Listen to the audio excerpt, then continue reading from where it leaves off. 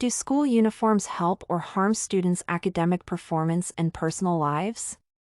The question remains unanswered and continues to gain controversy from parents and their kids as more schools decide to implement the school uniform policy, linking it to safer education. School regulations on clothes become quite challenging as strict dress codes and uniforms are regarded as detrimental to students' self-expression as well as global efforts towards diversity in an educational environment. Despite the fact that school uniforms may have a positive effect on academic performance and discipline, dress code regulations are a threat to individuality, cultural diversity, and gender fluidity that schools should foster among their students. The gender expression of students is at risk because of school uniforms that disregard the modern realities of gender fluidity. Traditional uniforms systematically exclude nonconforming students as well as reinforce and reproduce traditional gender norms. Sex-based attire and dress codes continue to sexualize young girls' bodies. School uniforms can help to develop a particular disciplinary philosophy among students.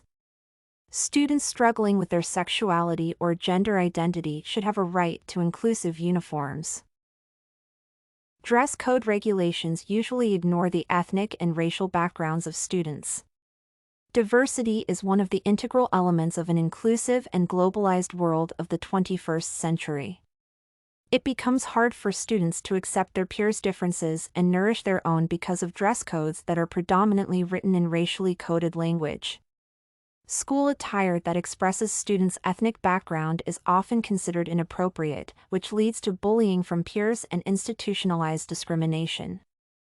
The biggest myth, however, comes from the idea that uniforms are an effective way to fight bullying based on students' socioeconomic backgrounds.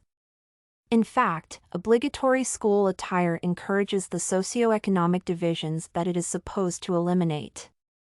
High-poverty school districts are the ones that require uniform policy implementation the most. Students' freedom of expression is arguably at a greater risk.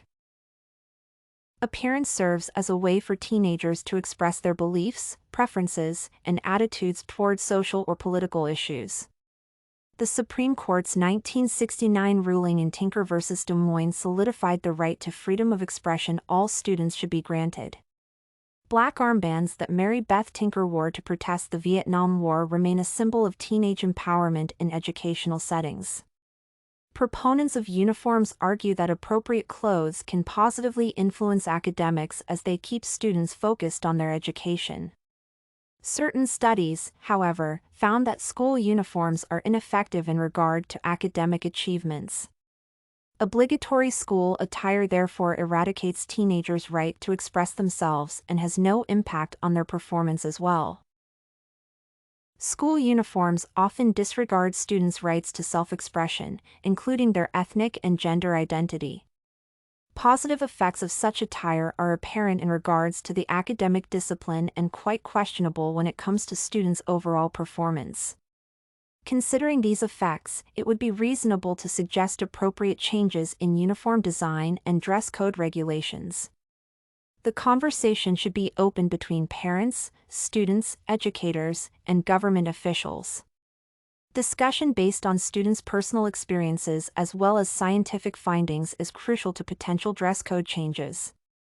Modern educational setting requires officials to either abolish school uniforms or modify them according to the needs of a new, open-minded, and diverse generation.